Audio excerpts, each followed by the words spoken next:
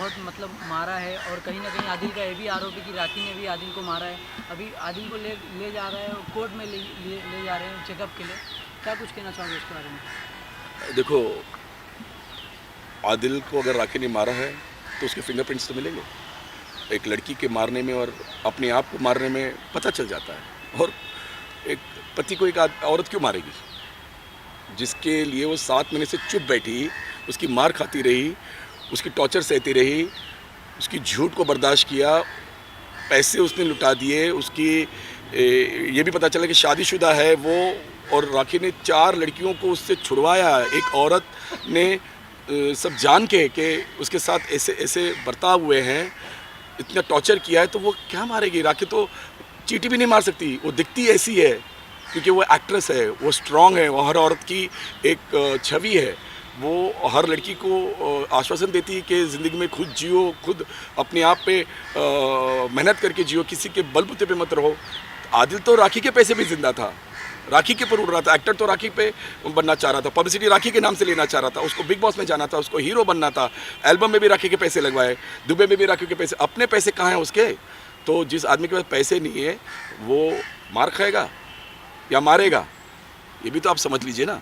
आदिल ने उसको इतना टॉर्चर किया, इतना मारा है, लेकिन जिस दिन से माँ गई है उसी दिन माँ के आशीर्वाद से, माँ के प्यार से, माँ की छाया जो उसके सर पर है, उसने राखी को ताकत दी है, राखी को आश्वासन दिया है। आदिल के बारे में सब कुछ सच्चाई बताई उसकी, उसके सारे वीडियोस वायरल जो हुए हैं लड़की के साथ, उसकी फ़ोटोज़ और सब देखे, उसकी न्यूडिटी उसके साथ देखी, किसिंग के सीन्स देखे। एक हस्बैंड अगर बाहर ऐसा करता है तो सोचे कितनी लड़कियों को उसने बर्बाद किया है, कितने फ़ोन्स आए लड़कियों के राखी को जब राखी ने कंप्लेन की है कि अगर तू कर सकते तो हम भी आएंगे तेरे साथ। 5-6 लड़कियां जिनको आदिल ने बर्बाद किया है, मैसूर में, बेंगलोर में, दिल्ली में, मुंबई में, और फिर भी वो शादीशुदा निकला। वो सिर्फ लव जिहाद का ये जो सिस्टम करना चाह रहा था, वो सबके सामने लेके जाना चाह रहा था कि राखी जैसी लड़की अगर मेरे साथ आ गई तो बहुत सारी लड़कियों को ऐसा लगता है कि अगर राखी हो सकते तो हम भी क्यों नहीं। और इन फंसने से आज माँ ने उसे बचा दिया। आज माँ के आशीर्वाद से राखी हिम्मत करके पुलिस स्टेशन में गई है तो वो अपनी लड़ाई लड़ रही है। अगर उसको मारा है, उसके पेट पे लात मारी है, राखी के पास सारे वीडियोज़ हैं और वो मारते हुए शूट करता था वीडियो दिखाने के लिए लोगों को कि देखो मैं ऐसे रखता हूँ एक हीरोइन को, एक एक्ट्रेस को। लेकिन ये जो माँ की ताकत ने उसको हिम्मत दी और आज वो पुलिस स्टेशन गई है, पुलिस ने उसको आश्वासन दिए, उसके सारी जितनी बातें थी, उसकी जितनी भी धाराएं लगाई गई है वो सब एक्सेप्ट की है। कोई भी पुलिस वाला इतनी जल्दी एक्सेप्ट नहीं करता, लेकिन राखी सच्चे आंसू रोई है, सच्चा दर्द देखा है उसने, इसलिए उसकी सारी बातों को रिकॉर्ड करके उस पर धाराएं लगाई गई है। वो अरेस्ट हुआ है और अगर वो आदिल मेडिकल में जाता भी है तो मेडिकल में अभी बताएगा, मेडिकल में अभी बताएगा। मेडिकल में बताना चाहिए था जिस दिन मारा था राखी को, तुमने जिस दिन मारा उस दिन हमने मेडिकल कराया था, आज से 10 दिन पहले। तो मेडिकल जिसने कराया वो बता रहे हैं। अगर आज पुलिस लेके गई है वो तो मैं भी आपको नोच के मैं बोलूँ कि मुझे आपने मारा है, आप मुझे लेके चलो, आप मुझे लेके चलो मेडिकल में, हाँ दिखेगा कि आपने मुझे मारा है। तो ये तो सबको पता है, लेकिन वो आज क्यों बोल रहा है मेडिकल? आज क्योंकि उसको घमंड था अपने आप पे, उसको अपने आप पे इतना घमंड था कि राखी कुछ नहीं करेगी। जबकि कल अरेस्ट होने के पहले उसने इतने फ़ोन किए, मुझे फ़ोन किए, माफ़ी मांग रहा था, राखी के पैर पे गिर रहा था। राखी ने बोला बस मैंने 7 महीने से तुझे मौका दिया, तुझे वक्त दिया, तुझे टाइम दिया, तूने मुझे सिर्फ यूज़ किया, लेकिन अब हद पार हो चुकी है। कहीं ना कहीं राखी का ये भी कहना है कि आदिल के ऊपर पहले से बहुत सारे क्रिमिनल केस चालू है, जैसे कि कार चोरी की और भी बहुत कुछ। बहुत सारे केसेस निकलेंगे सर, अभी बहुत सारे केसेस निकलेंगे, क्योंकि हम राखी के सामने नहीं बोलते हैं। राखी जो करती है वो अपने मन की करती है। वो एक मैच्योर लड़की है, वो एक एक्ट्रेस है, मैं भाई हूँ, लेकिन हमारे रिश्ते ऐसे कि राखी जो करती है वो अपनी हिसाब से करती है। अगर उससे लगता है कि मैं इसके साथ अपनी ज़िंदगी बिताना चाहती हूँ तो उसको खुली छूट है। टुडे आज हमारी जो हमारी हिंदुस्तान की जो सभ्यता है उसके हिसाब से अगर वो खुश थी तो हम भी खुश थे। लेकिन जब उसे पता चला कि एक एक करके उसके क्राइम्स आ रहे, वो छुपाती रही, हमें भी नहीं बताया उसने, क्योंकि उसको इसके साथ रहना था। अगर राखी को उसको यूज़ ही करना था, उसके पैसे को यूज़ करना था, तो राखी बोलती क्यों 7 महीने क्यों रुकती। लेकिन जब उसे हकीकत में पता चला है कि ये क्रिमिनल है, इसके ऊपर बहुत सारे केसेस। अभी तो धीरे धीरे उसे तो मुझे भी मारने की धमकी दी थी। जब मैंने लव जिहाद पे म्यूज़िक वीडियो बनाया था तो मैंने बोला था कि राखी तेरे इंस्टा पे पोस्ट कर दे क्योंकि मैंने वीडियो बनाया है। तो उसने राखी को बोला कि अगर तूने ये पोस्ट किया तो मैं तेरे भाई को जान से मार दूंगा। उसने बहुत लोगों को मरवाया, जिससे कोई झगड़ा हुआ था तो उससे ट्रक से उड़ा दिया था उसने। वो सारे किसी सामने आएंगे। तो उसका जो दिमाग है वो एक क्रिमिनल दिमाग है जो उनको सिखाया जाता है उनके मज़हब में। उसको वही सिखाया गया है और वही करता आ रहा है वो, और वही करता रहेगा ये।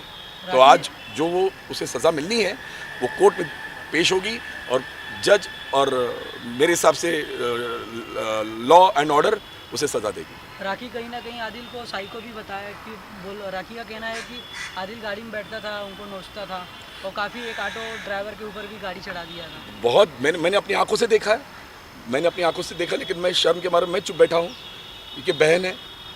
तो मैंने जब अपनी आंखों से देखा है तो वो क्या और करता होगा। उसने मेरे सामने ड्राइवर को लाफा मारा, उस पर गाड़ी चढ़ा दी। जब माँ जिस दिन मरी है उस दिन राखी ने उसको 10 बार बोला कि भाई हमारे में जूता नहीं पहनते हैं। बोला मैं तुम लोगों का नहीं हूँ। मेरी माँ को उसने जो उठाया तो जूता पहन के उठाया था। ये शर्म की बात है कि अगर आप किसी की लाश उठाते हो तो आप पवित्र मतलब घर के अंदर लाए हो अपने, तो आप जूता पहन के लाओगे। क्या आपके इस्लाम में भी ऐसा होता है कि जब आप अपनी माँ की लाश उठाते हो या बाप की लाश उठाते हो तो आप जूता पहनते हो? शर्म की बात है। और राखी उसको बोलती रही, उसने उसको हटा दिया, इतनी ज़ोर से मारा तो राखी चुपचाप साइड में हो गई। तो इतनी टॉर्चर वो झेल रही है, इतनी टॉर्चर से वो पीड़ित हो रही थी। तो मैं और क्या करती? पुलिस, मीडिया और पब्लिक के हाथ जोड़ के यही कहती ना कि मुझे बचा लो वरना ये मुझे मार देगा। तो आज वो पुलिस के पास गई है, इंसाफ के पास गई है, लॉ के पास गई है और उसे सपोर्ट करो। और उसकी सपोर्ट से ही अगर वो जीत गई तो इस देश की हर बेटी जीत जाएगी। चुप रहती तो उसको मार डालता। राखी का ये भी कहना है कि आदिल ने पहले से भी शादीशुदा था और कहीं ना कहीं उसके बाद भी वो कई अफेयर चलाए। उसके बारे वो में शादीशुदा भी था और उसके मैंने बताया है ना आपको कि राखी को इतनी लड़कियों के फ़ोन्स आए हैं, मुझे इतने लोगों के फ़ोन्स आए हैं कि आपने बहुत अच्छा किया इस लड़के के बारे में अगर कंप्लेंट कर दी। हमारी हिम्मत नहीं हुई क्योंकि वो हमें मारने की धमकी देता था। उसने राखी को भी धमकी दी थी मारने की।